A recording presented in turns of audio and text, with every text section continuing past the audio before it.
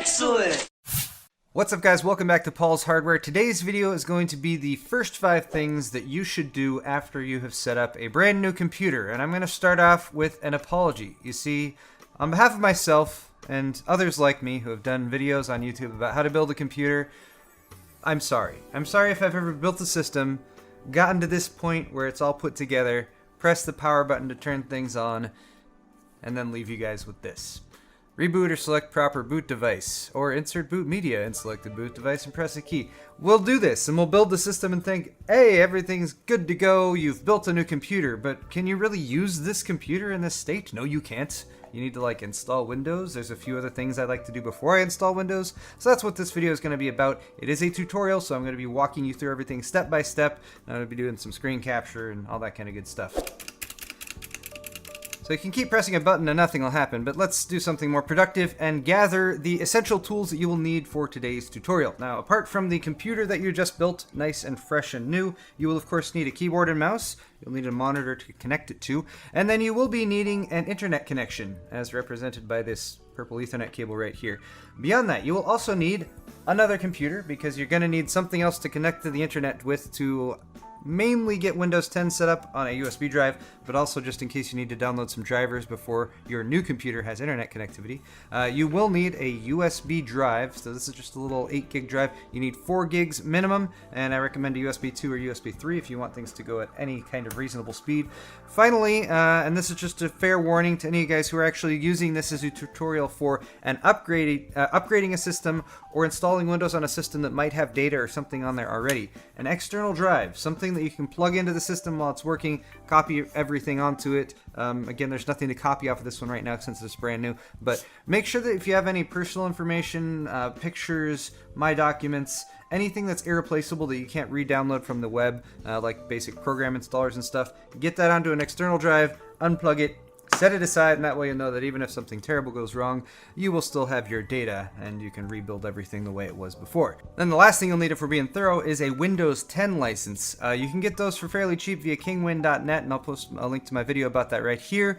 That place is not 100% on the up and up, according to some people. There's arguments that go on about that, so if you do want to buy a full license, that should work just as well. But the way I'm going to have this set up for you is once you install Windows, you can start using it, and then in the future when you get your Windows key, you just type that in, plug it in, and then it will activate and you'll be good to go. Step 1 of this process though is going to be to test everything, which we kind of did at the beginning or the end of the build video where we powered it on and we saw that fans were spinning. So I've got this fan I installed on the side panel here, that one's spinning, the system's on.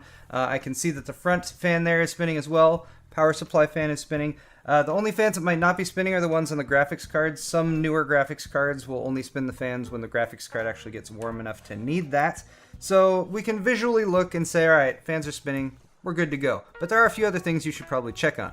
To do those additional checks, we will need to access the UEFI, also known as BIOS, at some points. If I can reach the power button, of course.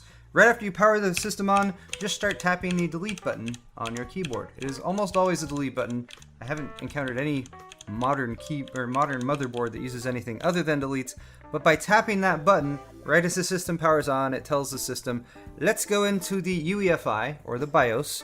Now the BIOS or UEFI is a great thing to get a little bit familiar with. You don't need to know all of the ins and outs of it, but basically understand that this is part of the motherboard. So once we install Windows onto one of the drives over here, these are kind of two separate entities, but we can make some changes here and check some stuff in the UEFI before we've even installed Windows to the drive. And we can also make sure that when we do install Windows, everything is going to go nice and smooth. Now, the first thing I like to do is just basically a reality check. So this is going along with checking everything in the system to make sure it's all up and running.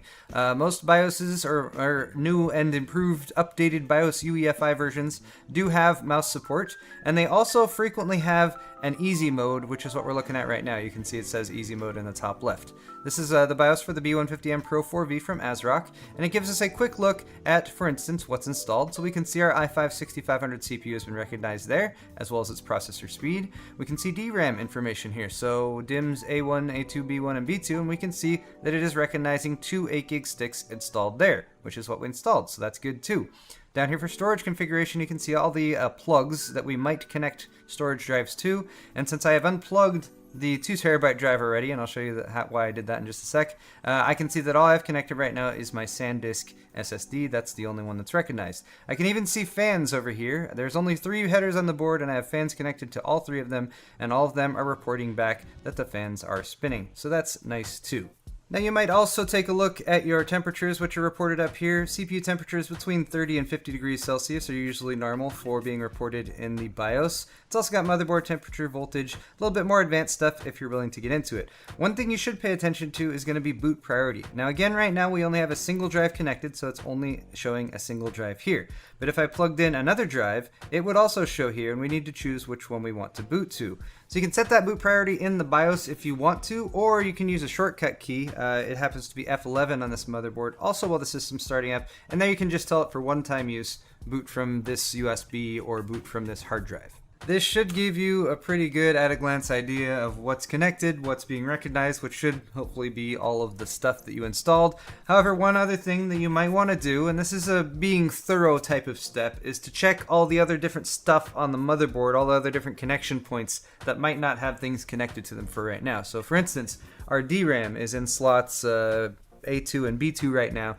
We could power the system down completely, switch off the power supply, and then move those 2 DIMMs over to A1 and A1 and B1 slots, then power back on and make sure they recognize there as well, just to make sure all the DIMM slots on the motherboard work. There's other things we could test. I recommend USB ports on the front. If you have drives plugged into there, they should show up here in the BIOS as well. And then there's other stuff that you might check as you go on further through the installation process, and definitely make sure you have checked everything by the time you got Windows up and running, which would also include all these ports on the back panel, so the other USB ports back here. I have currently plugged in the monitor via the HDMI plug on the graphics card down here at the bottom. You can check the video outs on the motherboard themselves, even though you're not trying to use them. And then, of course, the audio there, and possibly even the other display outs on the graphics card. Again, that's being completely thorough.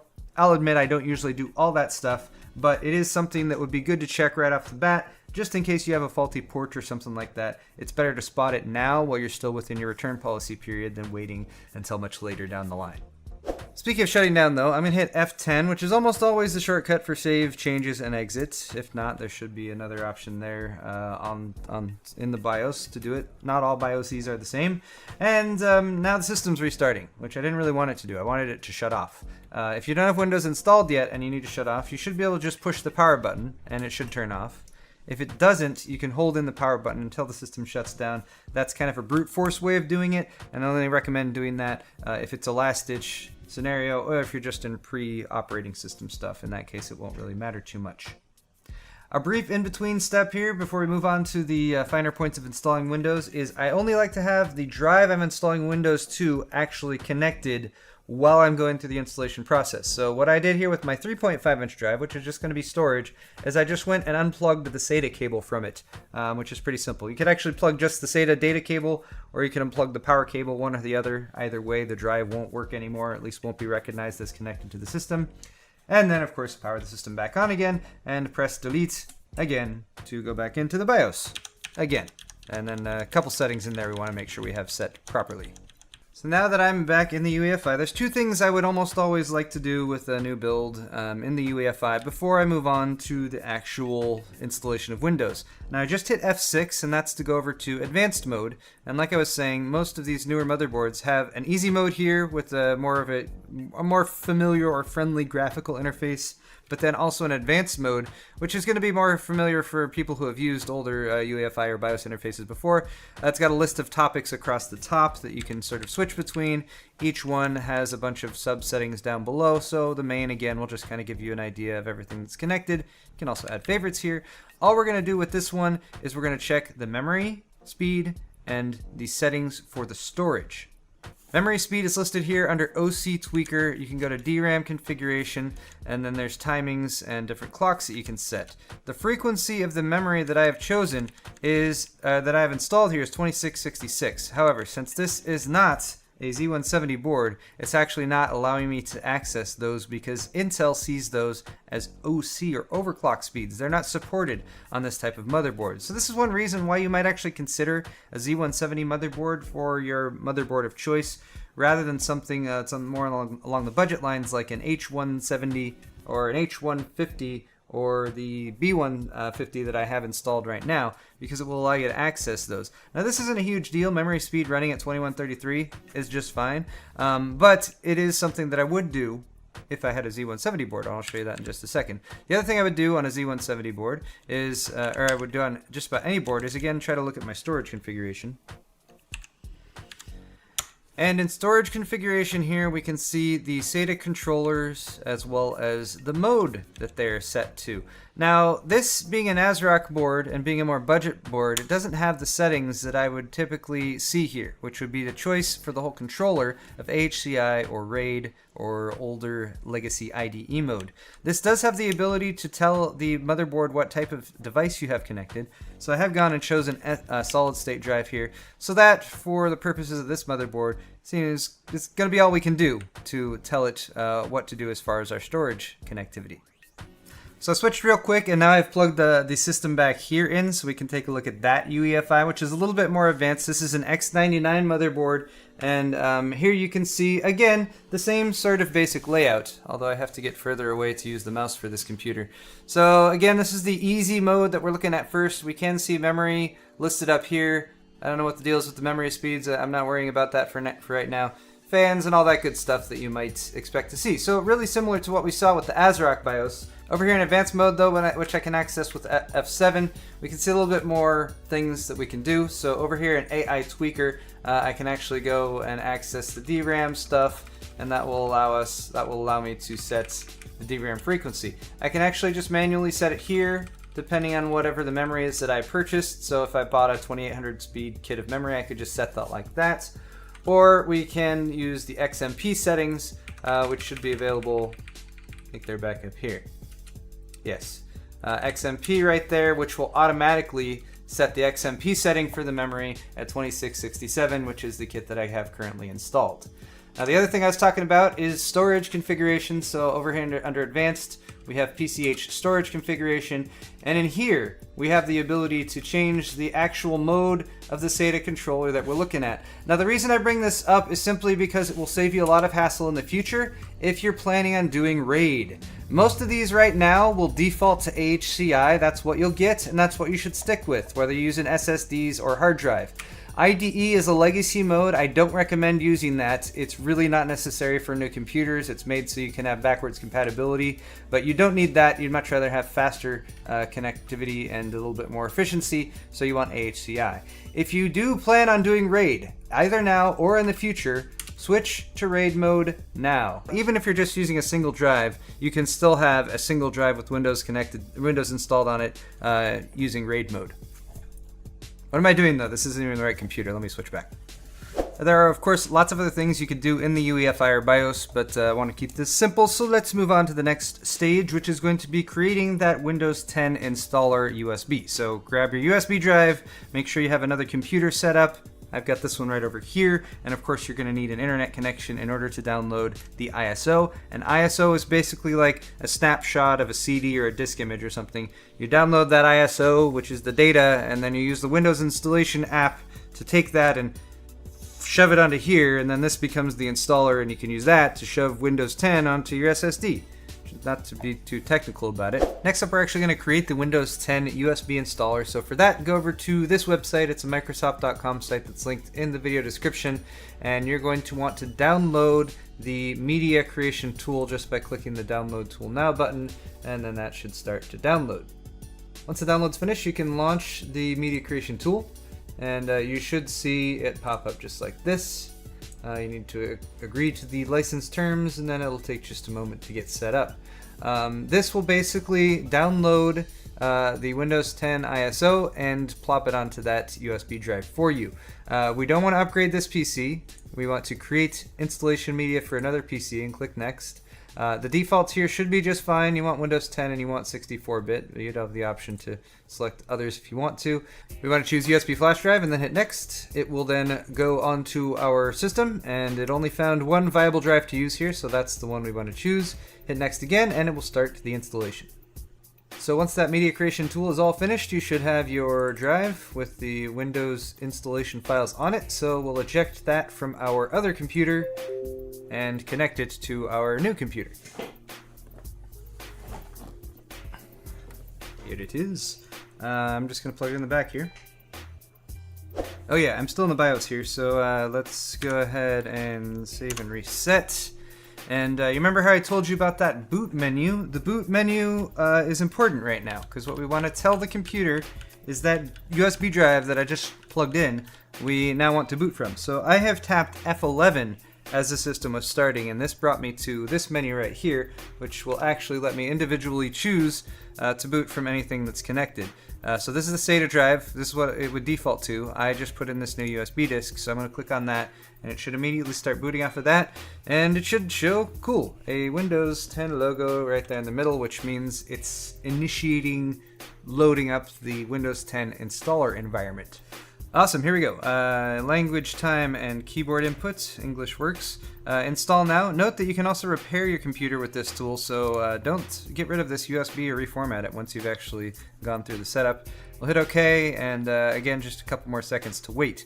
Now, here is an important part. You can activate Windows and actually punch your license in right here if you want to, or you can click this button. I don't have a product key, which I'm going to do right now. This will let you go through with the installation, and then you'll be able to input your product key later. We'll just go with Windows 10 Pro, just to start off with, again. If you enter a product key for a different version later on, like Home, it will just change the version that you have installed. I accept the license, I click Next, and then here we definitely want to click Custom rather than Upgrade. You can use this to upgrade from an old computer, but Custom is always the way I like to go. Now, fortunately, we have pretty much a brand new SSD, or at least I've made that SSD look like a brand new SSD there. So we only have a single drive, drive 0, and that is because I disconnected all the other drives. Now, you might see more stuff here. You might see drive 0 with a partition, and then drive 0 with another partition. If that is the case, I recommend selecting all those partitions and using the delete button to delete them all until you just have unallocated space. You just want a nice, blank, empty drive to work with here. One final trick, and this is kind of a little bit more advanced, but I will tell you guys how to do it. If you hit Shift F10 in this menu, you can pull up a command prompt, and this will allow you to do a bit more fanciness if you really have problem installing to the drive that you're installing to. Now I would say only use this in dire scenarios. If you don't see a drive listed here at all, for example, you might need to click Load Driver. And in this case, you might need to download a driver from, say, your motherboard manufacturer's website, and then load it up here by clicking Browse, and then that would allow you to say, you could just put it on the same installation USB that you had Windows 10 on, and then you could select it there, load up a driver, and then that will tell the Windows 10 installer how to talk to the hardware that you're currently working with. We're not going to do that though, but I will show you how to totally clean a drive if it's necessary. So Shift F10 to get here to the command prompt, type disk part, diskpart. That will launch this utility. Type list disk, 2 words. That will tell you the disks that are currently connected. Again, we have that disk 0, which is the SSD, and there's nothing wrong with it right now. It's a 240-ish gig SSD, about 223 gigs formatted. And then we also have disk 1, which is the 8 gig drive that Windows is currently loading off of. Now, if disk 0 was giving us some issues, if we were getting an error like we can't install there or something, all we would do is type select disk 0, and then it will tell you it's the selected disk, and then type clean. And then hopefully it will tell you that it succeeded in cleaning the disk, and then you can type exit. There are more things you can do at disk part, but I don't want to distract you guys too much from that. Anyway, then you would hit refresh, or potentially you might need to restart the system and reload back into this operating system environment, but the drive should then pop up there if or it should at least give you the option to install into it, and then just hit next, and then it should automatically go through this next process, and it'll tell you as it goes, copying files, getting files ready, installing, and blah blah blah. Let's come back when this has gone through the motions.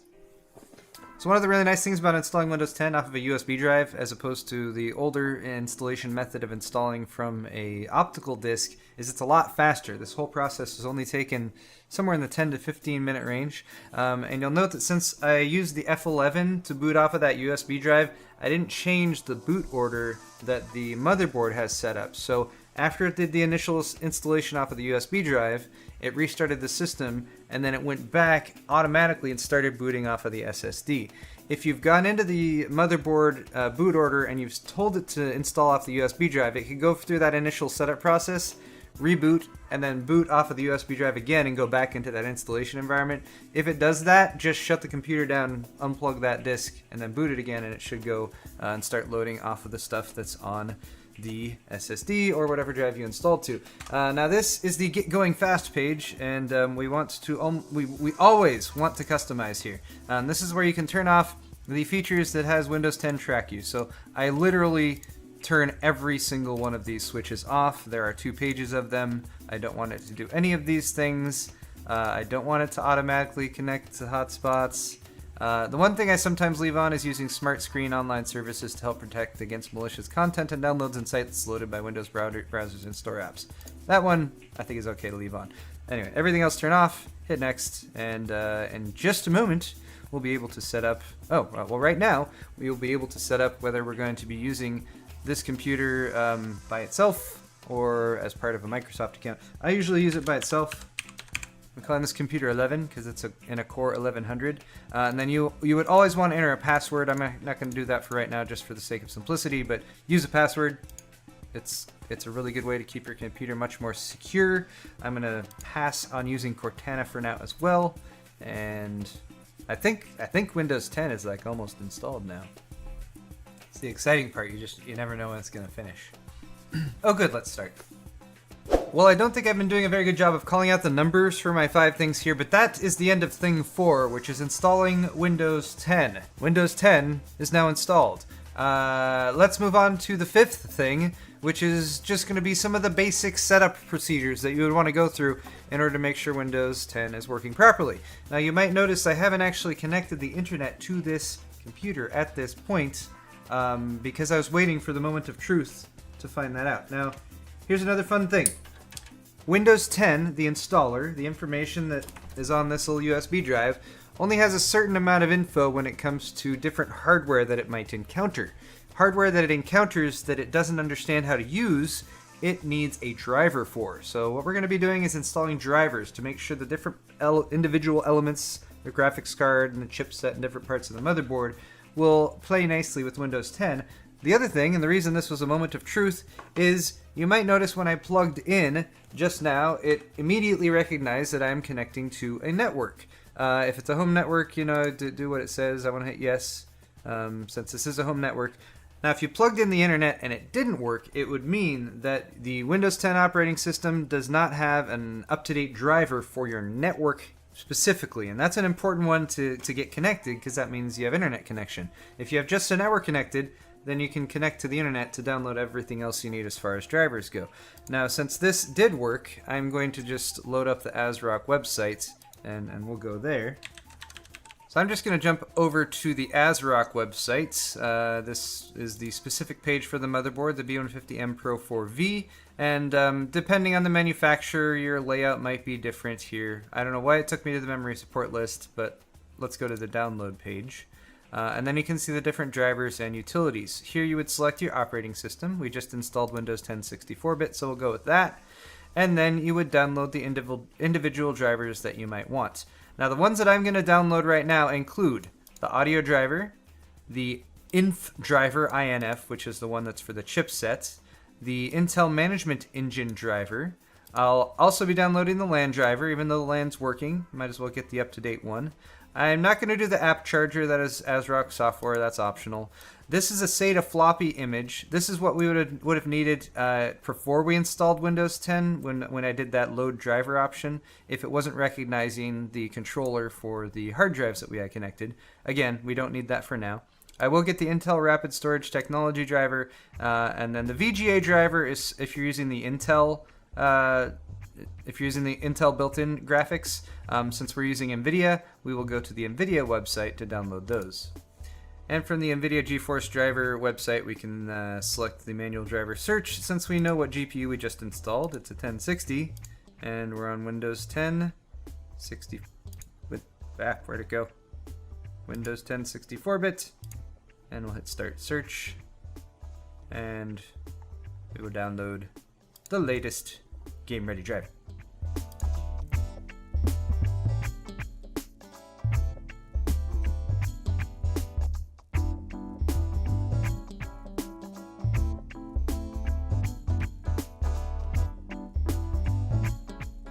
And there are all my downloads going. And Windows 10 will automatically download downloads to the downloads folder. And there they all are right there. Now that all of our drivers have finished downloading here, we'll go ahead and install them one at a time. I like to make a folder on the desktop, call it drivers, keep things a little bit organized. And I usually start with the chipsets, and then after that, the order doesn't really make too much of a difference, I don't think. But I will unpack one, load it up, hit setup chipset, and start to realize all the little tweaky things I need to do with Windows 10 to make it actually behave and do what I want. Anyway, we'll just hit next and accept and install, and it will start installing things there, no big deal. In the meantime, oh god, come back screen. It's just thinking about things. This is what happens while you install drivers, by the way. It's usually not a big deal. Oh good, changed the layout there. Anyway, while we're doing this, we can hit View over here and go to Options and change our folder options and change Open File Explorer to this PC, and go to View and you know, hit the display and show hidden files, and don't hide empty drives, and especially don't hide extensions for known file types. That's stupid. And then we hit OK, and that makes things slightly better. Oh, now we can tell that this is an executable. For more fun tips like this, check out my first 5 things I do with a new Windows installation. It's still mostly relevant, even though it's a Windows 8 installation I was talking about there. Alright, one other thing to point out when you're installing drivers. If it tells you to restart, restart. Don't wait. Don't hit restart later. Just restart. Give it a second. Just do things in the proper order. And come back and then continue along the way. Now, one thing you might notice as you're going through here and installing drivers and stuff is that Windows is also doing things on its own. Like, for example, I now have an NVIDIA control panel, even though I haven't installed the NVIDIA drivers yet. Windows will automatically download WHQL, or Windows Home Qualified, I forget what it's called. It's the Windows list where they have said, yes, these drivers are valid. However, they're not always up to date, so even though Windows downloaded this NVIDIA driver, which is better than the default driver it was using, it's still 372.90, so I would still recommend, rather than just letting Windows make all your decisions for you, still download the latest drivers. So for instance, here's the NVIDIA driver that I just downloaded, which is a little bit more up to date than the one that Microsoft downloaded for me. So we'll hit OK there, and we'll go ahead with the driver installation for the graphics. Of course, I still have all the other ones here that I downloaded, the LAN driver and management engine and stuff, so I'll continue with those. But we also need to do one other important thing. We're getting much more closer to being able to just start going willy-nilly and installing Steam and installing like other apps and stuff like that. Ninite, N-I-N-I-T-E, is a great website to do that. For all those little apps that you would go and download individually, you can actually just choose a bunch of them with checkboxes, and it will download an installer that does them all at the same time. What I'm going to do right now, though, is something that I should probably do while the system's off. But for SATA, it's usually not a big deal. I'm going to plug this hard drive back in. So I'm restarting after having plugged that 3.5-inch drive in up at the top. My plan here is to show you guys how to configure that drive to use as an additional piece of storage, so you can start copying stuff over onto it and dropping it there. Since that was the last thing to plug in as well, I guess I can also replace this side panel. So if you connect up your additional storage drive and you open up this PC and you don't see it listed there, all we still have is just our normal hard drive.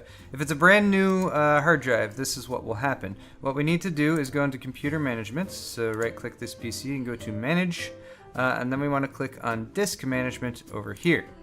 This will automatically pop up something that tells us our disks are not initialized. This is like a little wizard that goes through. I'm going to cancel this real quick, but if that does pop up for you, just go ahead and use it. Here we can see our drive is connected, it is recognized, it's simply not initialized, and there's nothing allocated on it. So I can right click here and go to initialize. It brings up that same little wizard.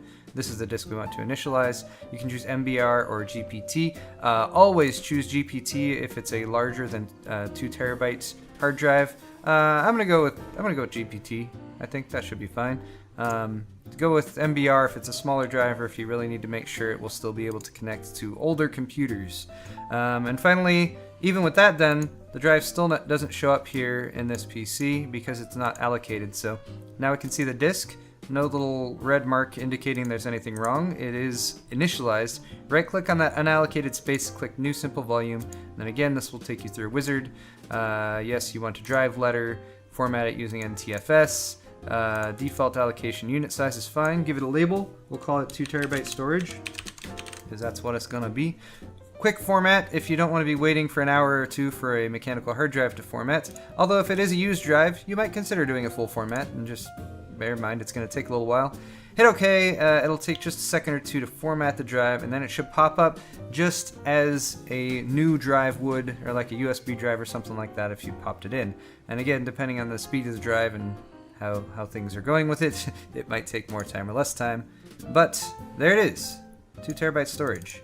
So now we have a new empty 2 terabyte drive to drop all of our other excess crap onto. Or if we did something like using a mechanical drive or an external drive and we had copied a bunch of stuff from an old computer, now is when we can connect it back up, put it all in that extra storage drive, and then we'd be good to go. There is one last thing I think here that I should mention when it comes to initial setup, which is Windows Update. Always check for updates. It's pretty straightforward, but Windows will do this automatically itself, but I highly recommend just doing it yourself. If it's a brand new installation, you'll just get things up to date more quickly. Type update, go to the Windows Update on the settings menu, click check. It will guaranteed find a bunch of updates, and it will automatically download them, and then from here you can also prompt it to automatically restart as well whenever it's finished. And I usually do that. Restart if it asks me to, run it again, restart again, and if it asks me to again, and just get everything up to where it should be for security purposes, as well as making sure that if you're going to start benchmarking or something like that, you don't have it trying to do this in the background while you're trying to do something else entirely, like running benchmarks. Speaking of benchmarks, that's all for this video, and yes, I have been running benchmarks on this system in both of its configurations. So as a 6100 Core i3 with a RX 460, as well as what it is now, which is a 6500 Core i5 and the GTX 1060 from NVIDIA. Compare both of those systems to each other. In this configuration, it's about a $750 system overall, not including the operating system. The other configuration was a little bit less than $500, but I'm sure a lot of you guys are curious to know how much more power you get by going for an extra $200, $300 in price for the initial build. I have numbers for those. They'll be up very soon. Thank you guys so much for watching this video. If you enjoyed it, hit the thumbs up button down there. Feel free to leave comments in the comment section as well if you have any questions about the detailed stuff or any issues as you're installing Windows. I will try to answer them. And I would like to say a huge thank you to those of you guys who do go in the comment section of my videos and give help and advice and support to other people, because there's actually a lot of people giving really good advice. So I'm always proud when I see that. Thanks again for watching this video, guys, and we'll see you next time.